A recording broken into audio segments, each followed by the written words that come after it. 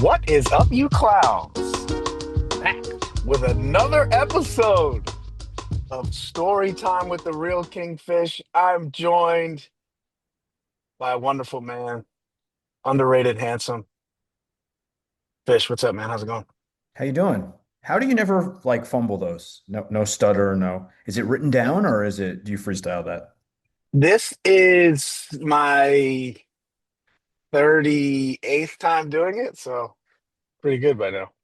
Got it. The Okay, the good. what is the Job. what is up, you clowns really puts me Yeah, in the it's mood. good. It's good. I Gets me like it. going. Thanks, man. I Yeah, appreciate it. So yeah. welcome in. We're having now this is becoming a habit, I think. Yeah. This two a habit. I'm not sure. A lifestyle. Hmm. Yeah, It's absolutely. wonderful. I've got my coffee here. I am so excited. Just so everybody understands, I have no idea what the story is going to be either. It is quite fun. It's one of the highlights of my week, and apologies to you for my tardiness today. No problem. Yeah, I mean, I was thinking about this all week and I just want to confirm I this can be any like there's no football connection to this story. This particular one really doesn't involve anyone we know that's listening, Okay, but I think it's a pretty good story and we'll see. So like this has nothing to do with fantasy football. that's okay. All right, No one good. needed to. Yeah, I think we do enough fantasy football thinking and talking. So maybe we can think of this as like a mind vacation for people. Oh, I love it. I love mind vacations. Palate What cleanser. a wonderful concept. Yeah. Love it. So should we just get into it? Yeah, I mean, just a little bit of housekeeping. There will be Sure. no show tomorrow. Mikey is on vacation again, so shout out to him. Just a heads up, everybody. Don't be sad unless you want a solo pod for me, which I think I should stick to diss tracks. That's what I think I should stick to. I think we are like charting a lot of new ground this Mm. year, obviously, right? Hmm. Songs is new for us. Yeah. I don't sell yourself short. I could do a tight 30 minutes or so, just you kind Okay. of solo monologue. Maybe we'll see. We'll see. Maybe Yeah. we'll get something Give it together. some thought. I like it.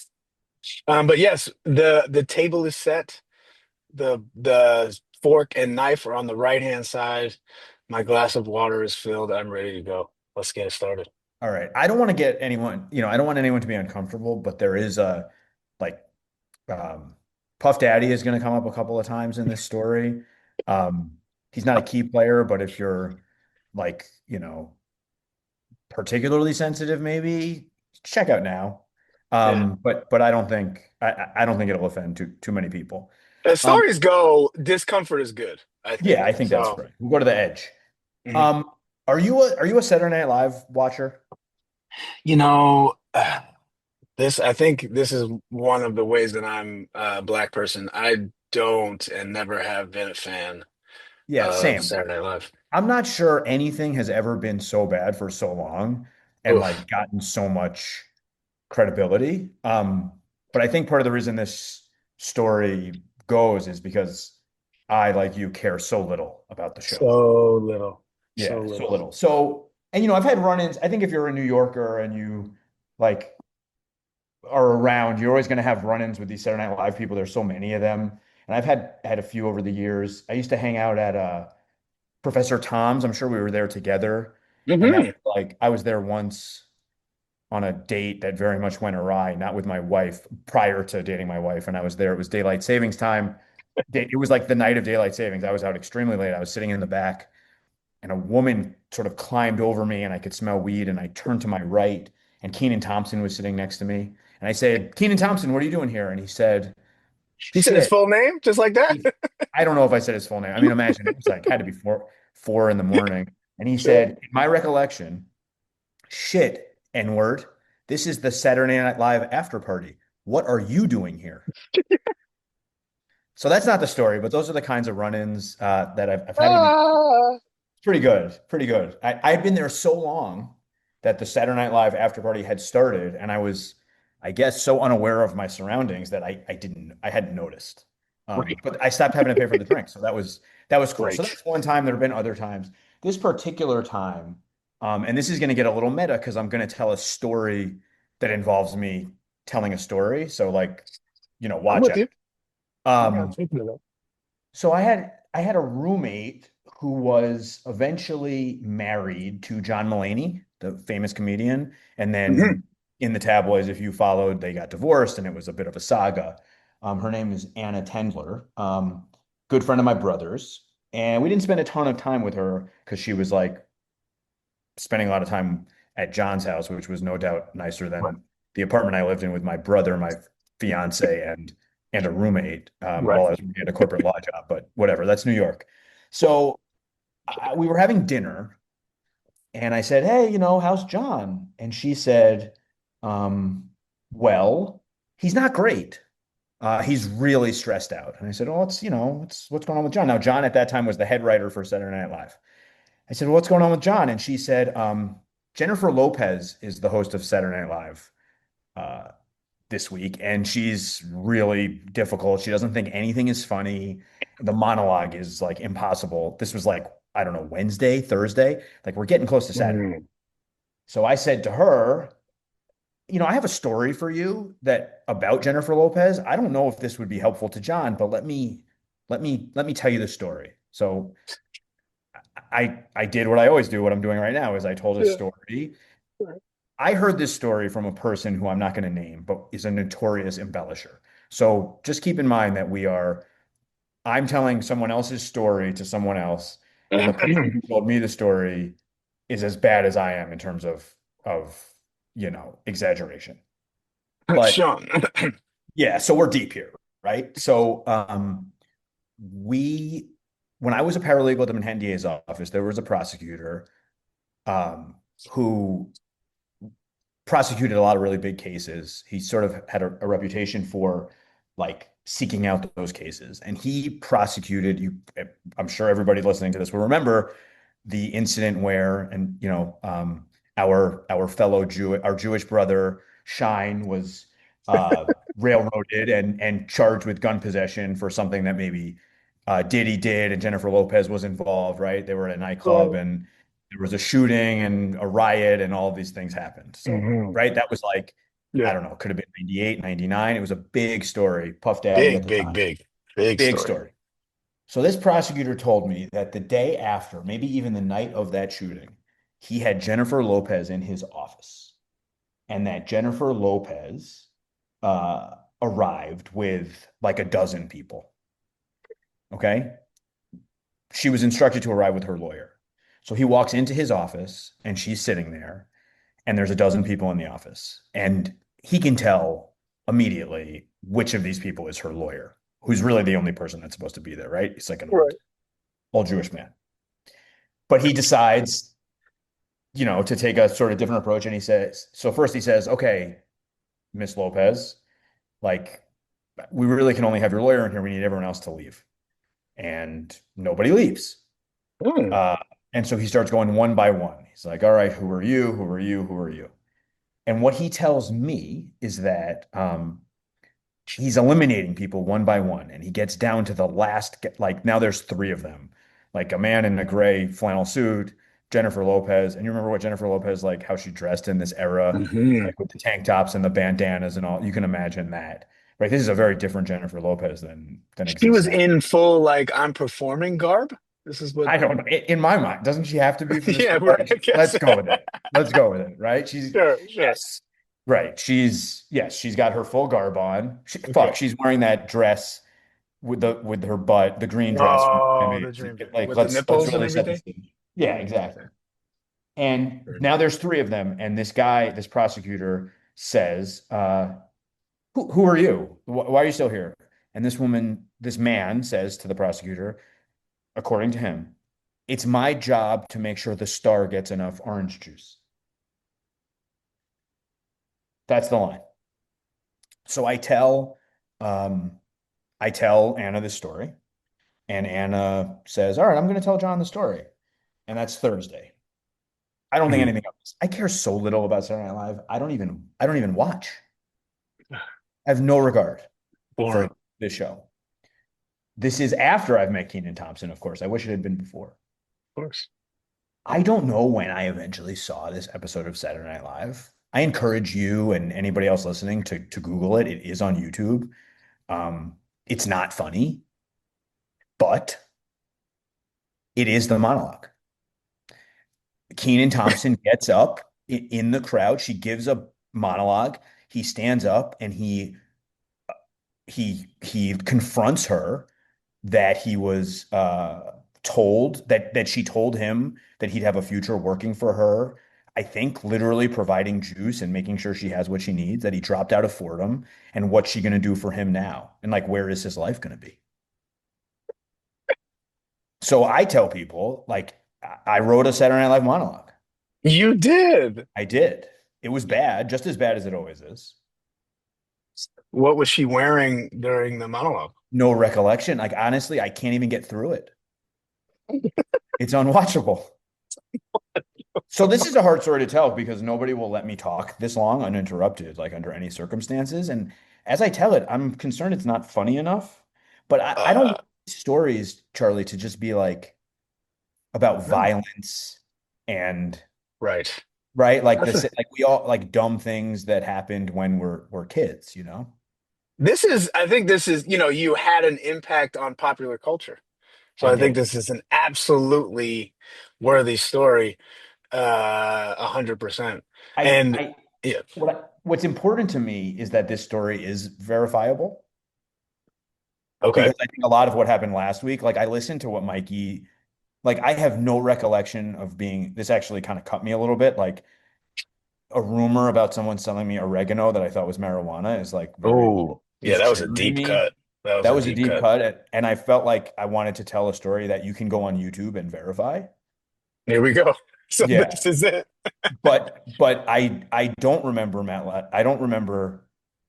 I feel like someone else bought the oregano. I've always known what weed is. Yeah, that was preposterous. I felt for you actually as he was saying all of that. I wondered what was going to happen. But then my feelings make me think it might be true. I mean, there was a time where we were all naive, but oregano? I don't know, man. Exactly. I'm not sure. Exactly. So I felt like this needs to be something that you can YouTube this. I'm sure it has like a million views. I mean, Saturday Night Live is just it's not funny. Why? Regarded as Why? so important. Why do people watch it? Why?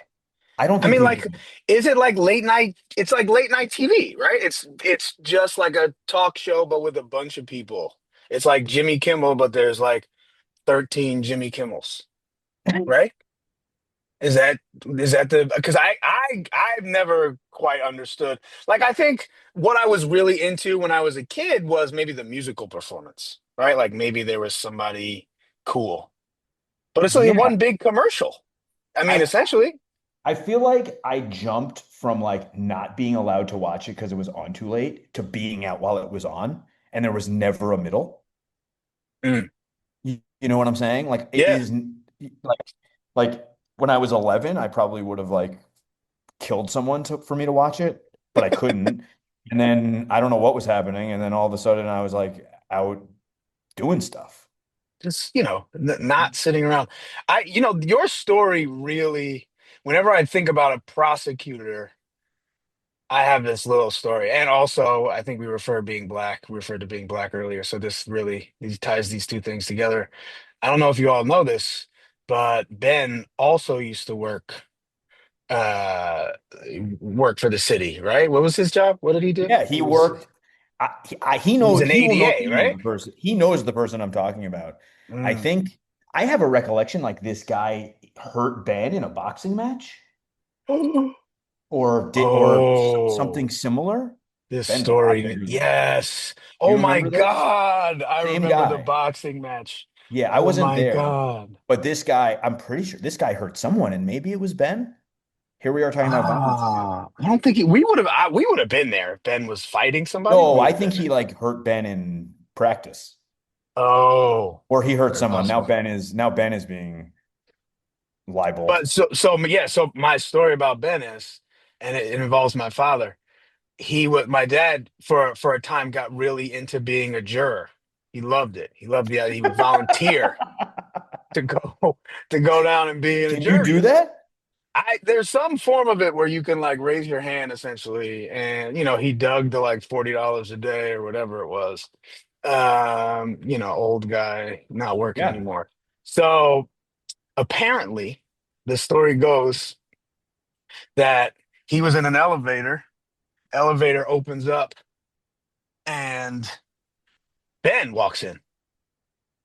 And my dad's like, "Oh, holy shit! Like, what are you doing here, man?" And he doesn't. I'm sure he didn't remember his name. He doesn't remember anybody's name. I'm surprised when he remembers my name. And he goes, "What are you doing here, man?" And Ben's like, "Oh, I'm the assistant district attorney, whatever."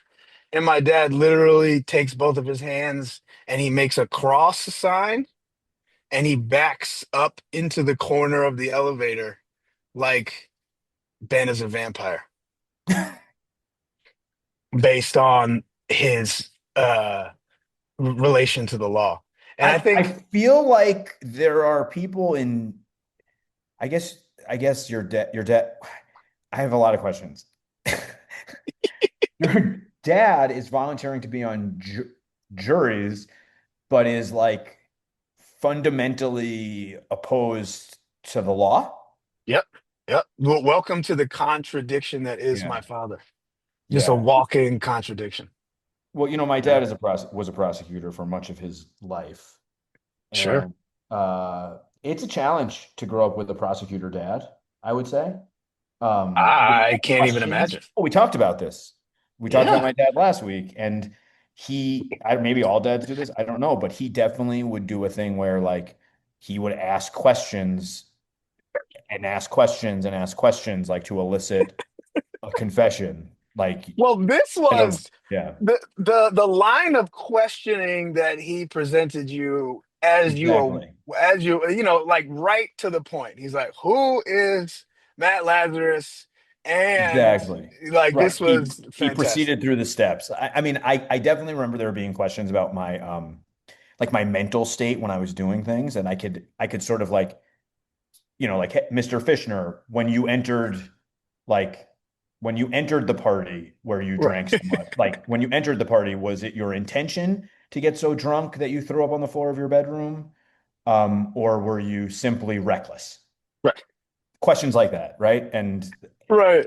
very difficult. It's where you have to choose one path, right? And then they're like Exactly. leading you down this path. Yeah, that sounds really scary. My dad, I mean, equally as challenging, having a wishy-washy contradiction of a father is also challenging as well. How were you punished? Like, what was your parents' mode of discipline? This is a very good question. I'm not sure I really got any, I'm sure it was related to like maybe video games. Yeah, screen time, you pretty much. know but Yeah. like I feel like they probably didn't enforce it because neither one of them wanted to like have to play with me, I don't think Well, so, you see like. that. I mean, we have this problem. I'm sure you have this problem too Sure. with like, well, if it only like, especially when my kids were younger, like TV time or whatever was like my only chance to relax, and it was very hard to. Yeah. My wife likes to say things like, "If you don't stop right now, like you'll never watch television again," which feels a little Right. hard to enforce. And also I'm screaming on the inside when my wife says it's like, "No, no, this weekend." I'm like, really? Are we Yeah. doing that? Are we Isn't it doing all amazing this? how easy it is to see like the mistakes other people are making when they've lost their tempers and how impossible it is to Oh man, like it's it's, incredible. it's a wonderful perspective to have. Like Well, my wife likes literally take, we have this old school Nintendo sure. where, it's like this thing that I bought on Amazon when you could still do that. And it's like Yeah. this little USB thing. And she, you can very easily unplug it and take it away. And she just like, takes it and it's gone. And I'm like, "Oh no, dude." And I play it sometimes. It's unfair, you I've know? I've long had a fantasy when we were moving, I was planning to do this of ripping the television off the wall and like throwing it at like literally throwing it out while they watch. Like Ah, just too throw it. much. Like no, that actually really reminds me of my mother. That was so punishing was throwing the thing away. Mm. Like she tells this story that she no longer wanted me to use the stroller. Like the Yes. stroller was out. Yes. And what she did at our 89th Street and West End apartment was take me by the hand, take the stroller, walk me down to the garbage, throw the stroller in the garbage in front of me to let me understand that there was no longer going to be any stroller. I feel like she could have Uh, just disappeared it. She had to make you watch, like she had to murder it while you this watched. was, I'm telling you, this is my childhood in a nutshell. Wow. Yeah. Yeah. Wow. This isn't this. I mean, we could also like pivot this to Yeah. therapy, but I remember once, I don't remember what I did. I got grounded a lot. hmm, I got grounded a lot. that's Um, surprising. Surprises yeah, me yeah, a lot. I because mean, the way you described yourself last time, you were a criminal mastermind. So, I probably got grounded after that. I can remember I did something once where like it was a school break and the punishment was I had to be home at like like when it was dark mm, and because I couldn't be in the house the whole time and I right. remember once like smoking so much weed like right before I had to go home and like also coming home like with a hero sandwich.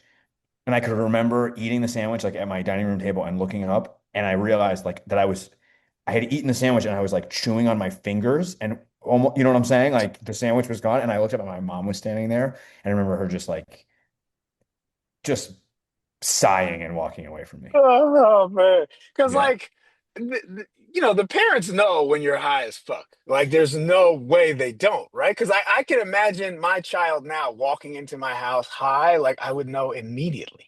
The only thing I think that is important is I think your sense of smell just becomes nothing. That's the Mm, only explanation I can think. We were smoking weed, like smoking it and yeah. cigarettes and walking into like these little apartments. Oh God. We were dead to rights. There's no way they didn't There's know. no way. There's There's no way. no way that they do not know that you are smoking everything that's not I nailed know. down. We're all out here being like, oh, when I'm a parent, I'm gonna be so cool and I'm gonna let my kids as long as whatever. And like we didn't realize now that like our parents were doing that. Exactly. Shout out to them.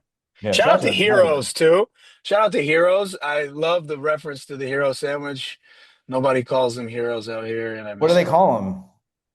I don't know. Can you even Subs, get them? maybe? I think they're subs. Something stupid like that. I don't know. What do people in Los Angeles like? Where do you live?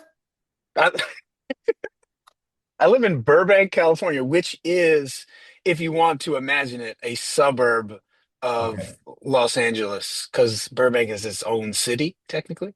Okay, I want to Um, ask a question. Like, what do so people in Los Angeles eat? you'll find that it's a lot of, the stand up and order and sit down with your number Like, type of yes, fast places. casual type. Yeah, Yes, fast casual, and it's like, bowls. yeah, right. Like it'll be like a salad. There's a lot of like acai bowl places. There's a lot of But like, like, what will a 12-year-old eat? Like when they have like a little money and they're like walking around after school. Like, what does a seventh grader eat in California? yeah, like, and it's not pizza. That's for sure. There's not enough pizza places. There are some, but I would imagine, they're still getting this really lame ass cheese pizza, which is what they call it, by the way. That's another thing What? that's obnoxious. They don't call it plain. They call it cheese. This Like, is why I don't fuck of with. This is course why the I don't. pizza, This is why I like don't fuck it's with California. yeah, rightfully so, man. The thing is, what do kids eat? Well, maybe they're not really eating. That's the thing. Everybody's skinny out here. Nobody really eats. Nobody's, Yeah. but like I said, it's your standard like suburban bullshit where I'm at. It's like McDonald's or some horrible horrible shit like that. There's Yeah. no there's no real like mom and pop like go to the back to the deli and get like a chopped cheese or whatever. How There does isn't there. chopped cheese is a fake food? Fake. It's fake, right? Thank you. Yeah, I'm not. chopped cheese is a very hot take of mine. Did chopped cheese come out that was like I feel like chopped I cheese thought I was the only one. it came out dude, did you ever hear of a chopped cheese before? No. No. I And don't we're know as if New it York was as it gets, homie. This is it. it's fucking bullshit. Sorry, excuse me, the No, no, no. language. I'm But with you. I'm is with you it on this that. is I could do 2 hours on this. A chopped cheese is something I swear it's like I mean maybe it got invented in 2012, but that seems unlikely. Unlikely. I've been in bodegas and delis in all types of places. I never saw anyone eat a chopped cheese. I never saw any of that. And then all of a All of a sudden, sudden, I feel like it's a joke. I feel like Jesus and Mero made it up and it just like to it's make very fun of possible. white people and it fucking worked. I think it's what a hilarious thing. Jesus. So the only thing redeeming about Jesus and Miro is, or about LA is that Jesus is at a bar out here for all Knicks games. They do like a there's like this big gathering of LA Knicks fans at this bar, and I have Listen, yet to go. there are people in this world that will tell you that they love one half of a duo, but what you don't realize about the duo is the half you like is only the that person because of the other one. Yeah. Shout And out to those that. two guys, you and Mikey, like obviously I prefer Mikey, but Right. That's obvious. he is not like if it was him, like he's not him without you. This is And great. It's good to know. Jesus and Mero are a perfect example, like Tom and Jerry, Right. Right. like they're Like you don't never realize that the entity is the two of you together. You think you're two separate entities coming together, but it's not true. Actually, the did you thing ever that notice everybody that without likes. Five Dog, Q-Tip is like just no fucking fun at all, I mean, this makes total sense. Yeah, right? And where's Jesus and Havoc been? Mero are just so obvious. Shout out to Mob Deep. I've been going back in the we could I mean, I feel like now that we're talking through this, we could do a little old school hip hop Oh, podcast. We could do a Knicks podcast. We could talk about anything we you can let want. this fly. The Knicks have a preseason game this week or next Yeah, week. I can't wait, bro. Yeah. I'm super. It's on my calendar. I did the thing where I found on the internet like a subscription to a calendar that does all the Knicks games for you. So it's just like literally in my calendar.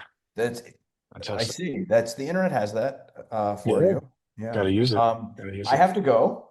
I hope this It makes me has been sad. I Uh, hope this has been fun.